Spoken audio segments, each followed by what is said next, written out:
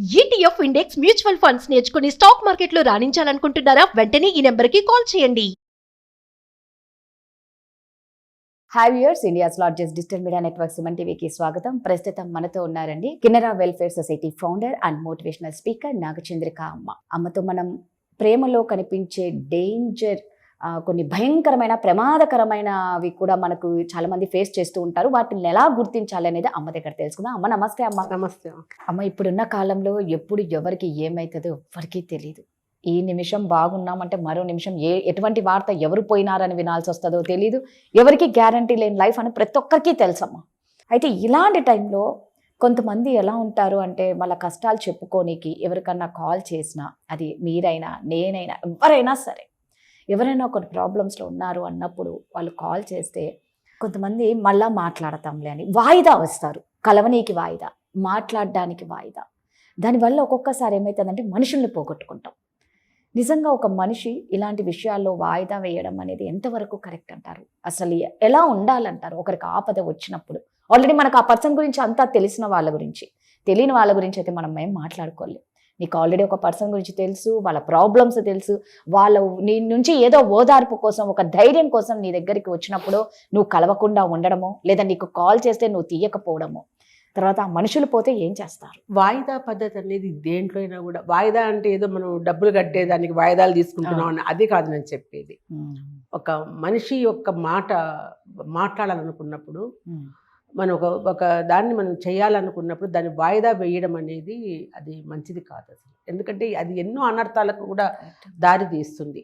ఒక మనిషి మనకు కాల్ చేసి, నేను ఇప్పుడే ఫోన్ చేసి కావచ్చు, లేదా వచ్చి కావచ్చు, నేను మీతో మాట్లాడాలి, నా బాధ మీకు చెప్పుకోవాలి అని అన్నప్పుడు, వెంటనే మనం స్పందించినప్పుడు సరైన టైంలో సరైన వ్యక్తిగా మనం వాళ్ళకి న్యాయం చేసిన వాళ్ళు అవుతాం.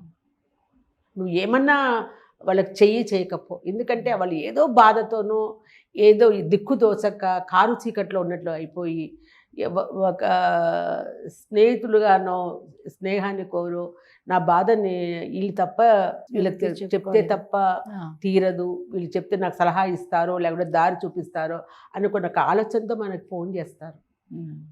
దాన్ని వెంటనే మనం స్పందించాలని అంటున్నాను నేను. అది లేని పక్షంలో నేను మళ్ళీ మాట్లాడతాను, మళ్ళీ కలుద్దామని, మళ్ళీ చేస్తాం అనేది ఎప్పుడు కూడా చాలా తప్పు వ్యవహారం అది. దానివల్ల ఏమవుతుందంటే ఆ కష్టంలో ఉండే వ్యక్తికి దిక్కు దోచక, ఎవరు చెయ్యందించే వాళ్ళు లేక, ఏ పక్క ఏం చేయాలో తెలియక మానసికమైన వేదనతో ఉంటారు వాళ్ళు. ఆ టైంలో ఏం చేస్తారంటే వాళ్ళు ఆత్మహత్య చేసుకోవడం ఫస్ట్ వచ్చేది అదే మనిషికి.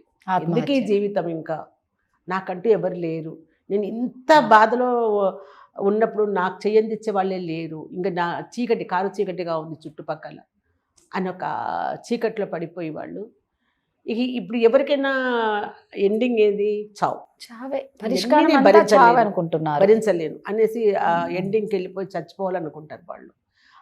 నన్ను అడిగితే ఆడెవడో ఆమె ఎవరో మోసం చేసిన దానికంటే వీళ్ళే మధ్యలో ఎవరైతే రెస్పాన్స్ ఇవ్వని వాళ్ళే నేరస్తులు అంటాను నేను ఫస్ట్. అంతేనా? ఎంతో కష్టం అనిపిస్తుంటుంది రాధా, ఎవరితో మోసపోయి కావచ్చు, ఇంకా చాలా చాలా కష్టాలలో ఉన్నప్పుడు.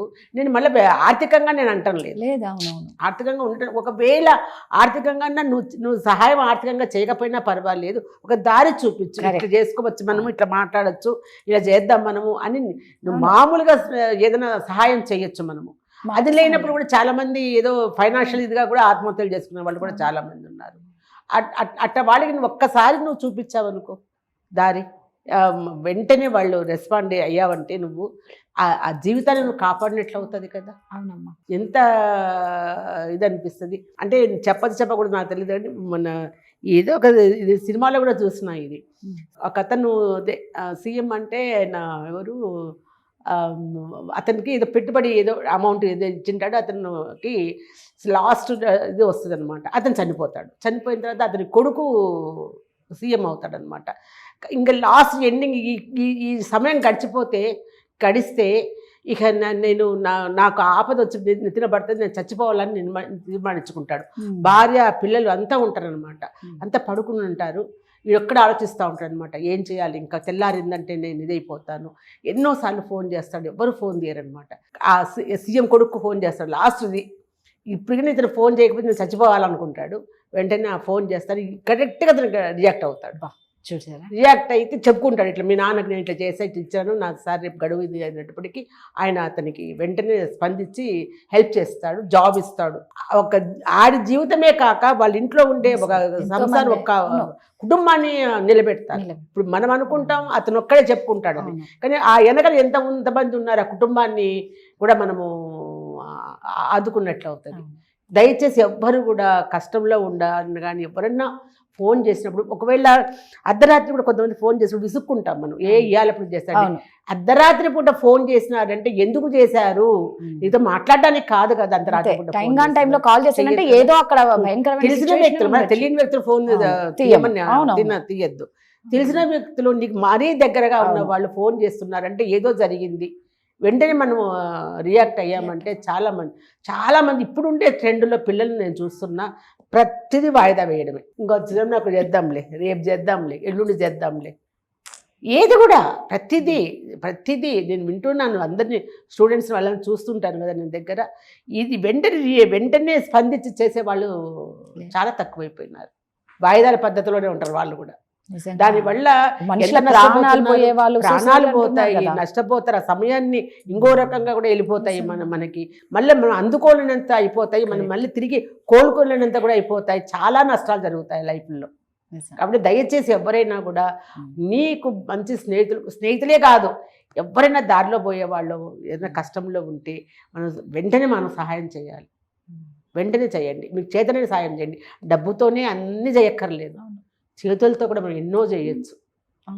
మంచి మాటతో సాయం చేయొచ్చు, ఆ జీవితం నిలబడుతుంది. వాళ్ళకి దిక్కు వచ్చినప్పుడు ఒక మంచి మాట చెప్పు, మంచి ధైర్యం, ఓదార్పు. ఆ ఓదార్పు ఉన్నప్పుడే వాళ్ళకి ఎంతో మనోధైర్యం ఎక్కువ అవుతుంది. అంతే కదా. అంతేగాని వాయిదాల పద్ధతిలో చెప్పి ఇప్పుడు కాదు ఇంకో 10 రోజుల తర్వాత మనిషి చూడనికి కూడా ఉండరు. చాలా మంది చేస్తారు అట్లా. అది ఇంకా సరిదిద్దుకోలేని తప్పు, మనం జీవితాంతం దాన్ని బాగా పరిస్థితి. అవతల వాళ్ళు చనిపోయినప్పుడు అప్పుడు నువ్వు రియాక్ట్ అయ్యే ప్రయోజనం ఏముంది? అప్పుడు నీలో మదనము స్టార్ట్ అవుతుంది. అయ్యో ఏదో చెప్పుకోవాలని అనుకుని నాకు ఫోన్ చేసని మనం చేయలేకపోతే, చెప్పలేకపోతే అనే బాధ ఎంత ఉంటుంది అది ఉంటుంది. అందుకని ఎవ్వరూ కూడా మనము ఎవరిని నిర్లక్ష్యం చేయొద్దు, అది ప్రాణాలు పోతాయి. పిల్లలు అట్లా కూడా ఉండాలి, అట్లే మనం. అంతే, కరెక్ట్ అమ్మా. Thank you.